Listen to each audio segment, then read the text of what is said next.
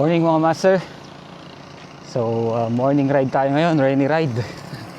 Pero maaraw. Pero kanina mulan, basang-basa nga ako. Ayun, may rainbow nga dun mga master. Ganda. Rainbow. Ayan, so quick ride lang tayo mga master. Wala kasi akong vlog nung last week, kaya eto, nag-rides ako para may ma-upload naman tayo kahit konti lang. Solo ride pala tayo ngayon mga master. Hindi ko lamang pupuntahan natin. Siguro dyan lang sa Burgos or magtatala tayo. Tingnan natin mga master. Biglang umaraw oh. Tingnan naman, basang-basa ako. Tapos umaraw. Okay, so pabigbigan na tayo mga master. Update ko kayo mamaya kung saan tayo pupunta. Tingnan natin. Ano na pala, 8:16 na ng umaga mga master. Late na tayo nag-ride out. Hinatid pa natin si madam. Alright mga master, see you later. Bye bye.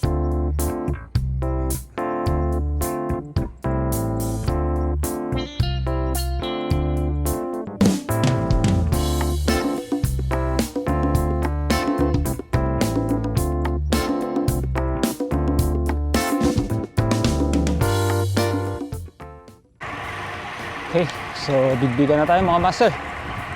Pupunta na tayo ng Burgos. Kulit na itong weather ngayon mga master. Lakas ng ulan kanina, tapos biglang umaraw. Magka-rainbow pa bigla.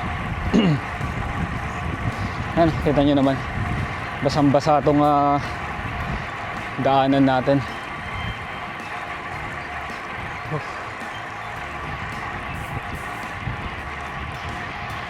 Chill ride lang pala tayo ngayon mga master. Tagal kasi nating di nagbike eh.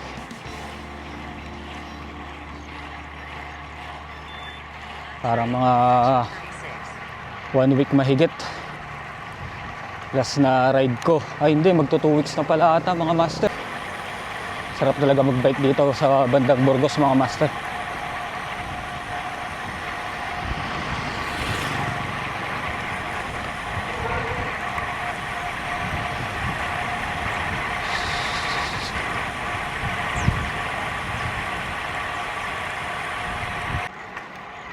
Yun, init na mga master.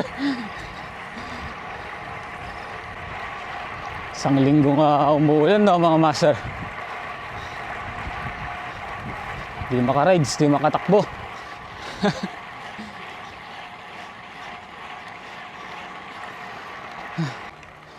Alright, so ayan yung arko ng San Jose mga master.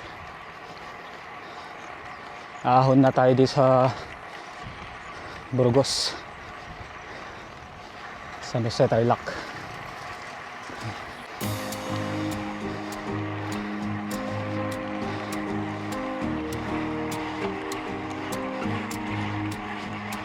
Kala ko pa naman all the way ano to,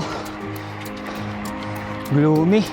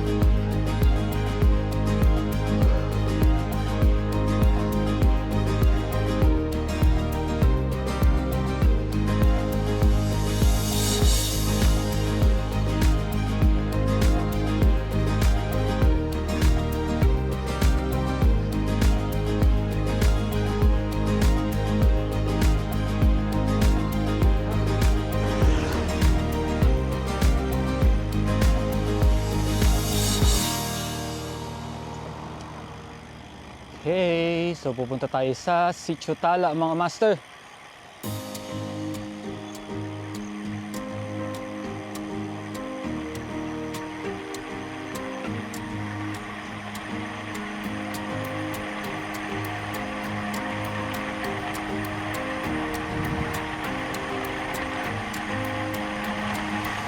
Alright mga master, so punta tayo ng Sitio Tala. Ahunin natin to ng mabilisan mga master. Ayun, so naka-banding natin sina Papa Louie. Alright, so nakita natin sila dyan sa may Burgos, bumibili ng inumin. Tapos tinawag tayo mga master, so nakipagkwentuhan sila sa akin. Shoutout sa inyo mga master. Papa Louie and company. Mabait nila. Sarap nilang kakwentuhan. Tsaka napaka down to earth nila mga master. Mga siklista ng Tarlac. Hey! Sarap dito, grabe.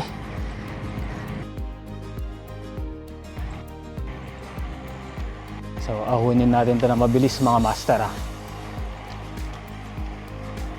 Pakita ko sa inyo kung gaano kaganda ang tala sa taas pag maulan. Actually, hindi naman maulan ngayon. Maaraw na nga eh. Alright, so update ko lang kayo mga master. Bye bye. Okay mga master. So ito na yung simula ng ahon dito sa Sitio Tala. Ayan. Dahan-dahan lang tayo dito mga master. Mahaba-haba rin to. Nasa 4 kilometers na dire-diretsong ahon mga master. Pakita ko sa inyo kung gaano kahirap ahunin to.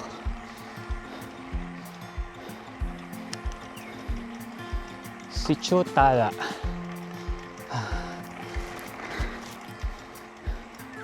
Ayan o. All the way na agad. Change gear.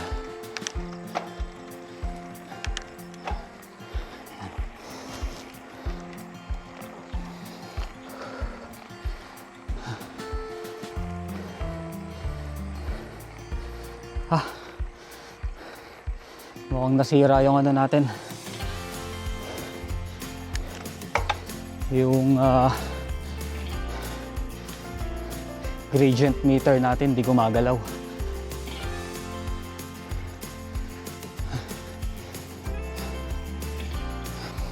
Mag-base na lang tayo sa heart rate. Hindi gumagana yung gradient natin. Ayan o, tarik. Diba?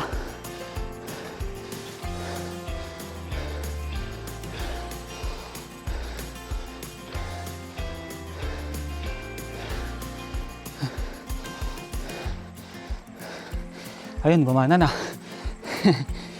15%.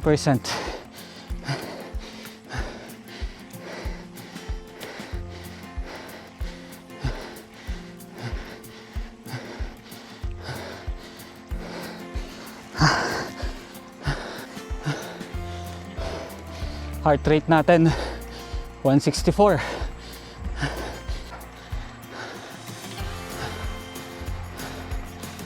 Ako, haba na ito. Patag mga master. Patagilid. Grabe, napakasarap umahon dito mga master. Wala man lang kasasakyan na nakakasalubong. Sarap umahon mga master. Tingnan nyo naman yung daan dito. Luwag. Tapos wala kang kasalubong. Tapos sa ahon, nako, ano pang hahanapin nyo mga master? Wala na. Ang sarap. 162 yung heart rate ko mga master.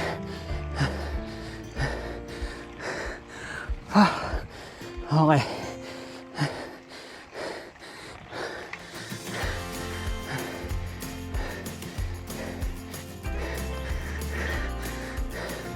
Ayun o. Patag tayo mga master. Patagilid. Ito pala yung elevation profile ng Sitio Tala. Nagsisimula sa 185 meters. Dire-diretsong ahon hanggang sa highest peak niya na 466 meters.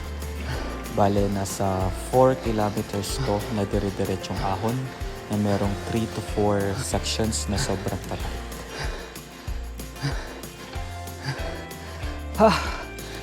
Grabe. Tarik.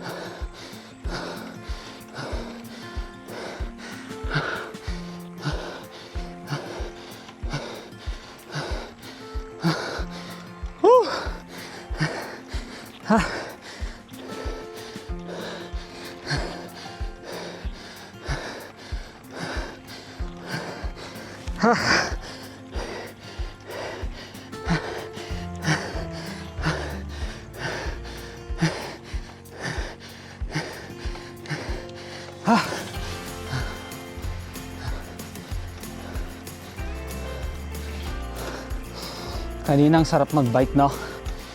Ngayon ayoko na. Nakakapagod mga master. Iba rin yung ahon dito sa Tala. Solid din.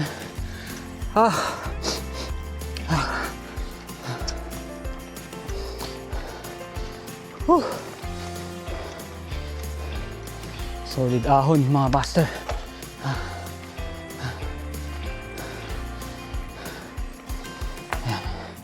Bumaba na ulit yung heart rate natin. Nag 174 pa kanina eh. Grabe. Eto ahon ulit mga master. Dalawang sunod to na mahaba. Inom tayo ng tubig.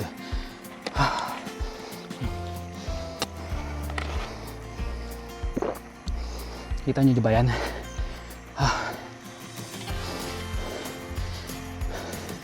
Back to back yan na siko mga master. Pakita ko sa inyo.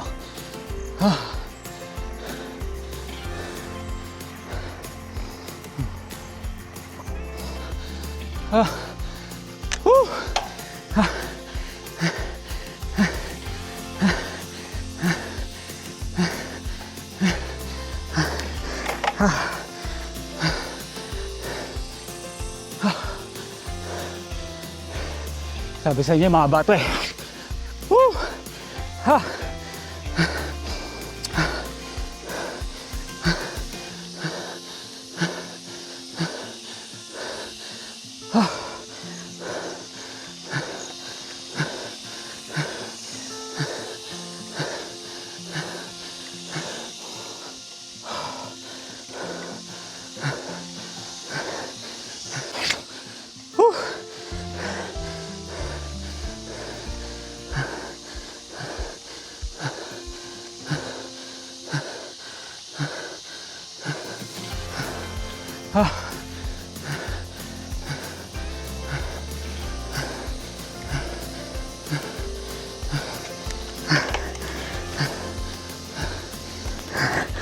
Ito na yung pinakamatarik.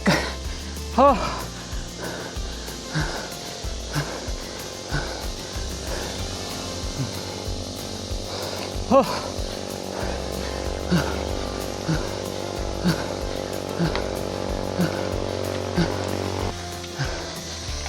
175 heart rate mga master.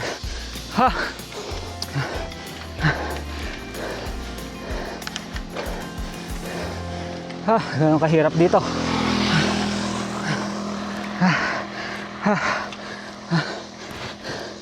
Grabe. Tagaktak talaga yung pawis ko. Woo!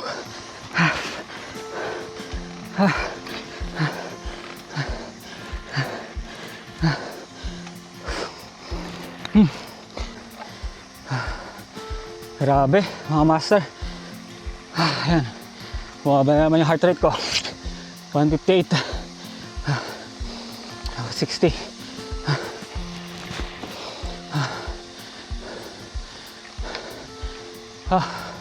May isa pa palang ahon. Pero short na lang to. Grabe, no? Kita nyo, gaano kahirap akyatin tong Sitio Tala. Paboritong ahonin to ng mga siklista ng Tarlac, mga master. Kahit mga dayo pumupunta dito para ahonin to.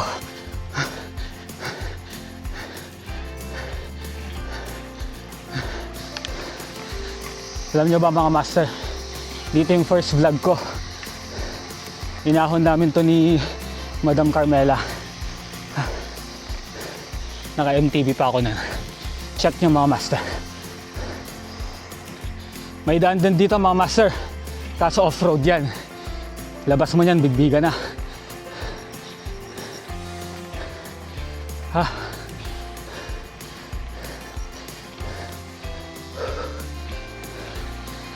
Sarap sana kung may baon tayong kape, no, mga master. Sarap magkape dito. Tingnan nyo, may mga pine trees pa. Grabe, ang ganda.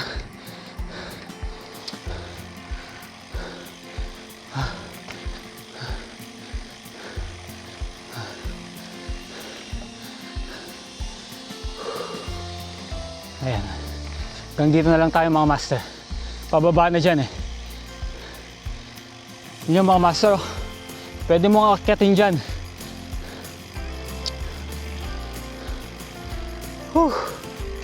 Dito tayo. Pipicture tayo, mga master.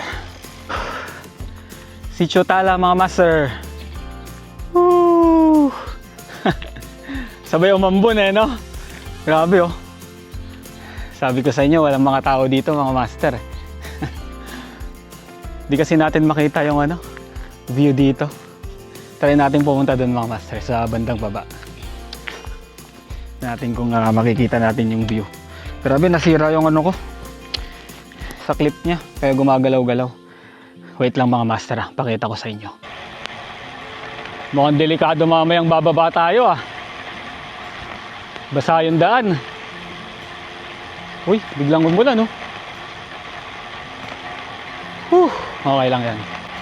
So, ahunin pa natin ito mamaya.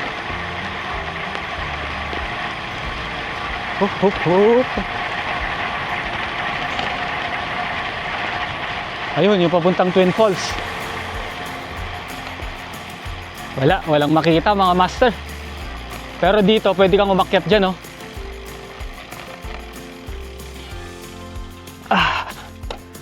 Eto.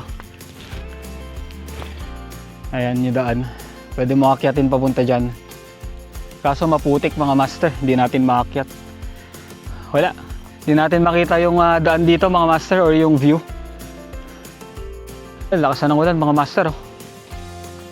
Ito pala yun, mga master. Pinupuntahan nila. Naakyat nila yan. Puro mga pine trees. Ang ganda dito, mga master, no?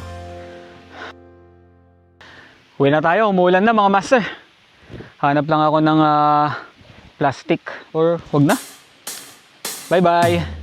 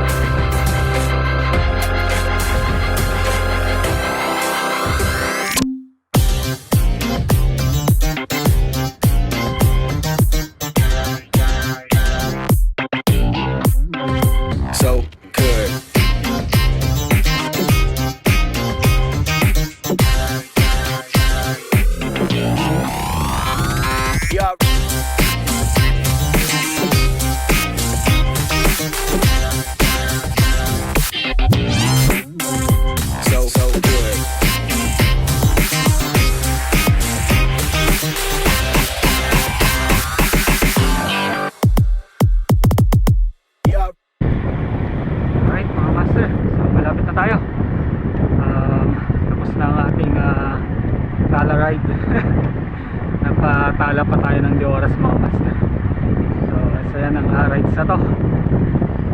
Naulanan tayo, naarawan. Umahon sa tala, tapos nakilala natin sina Papa Louie and friends. Ayos. So hanggang dito na lang tong vlog ko mga master. 1% na lang tong camera ko. Nakalimutan ko magdala ng battery, extra battery.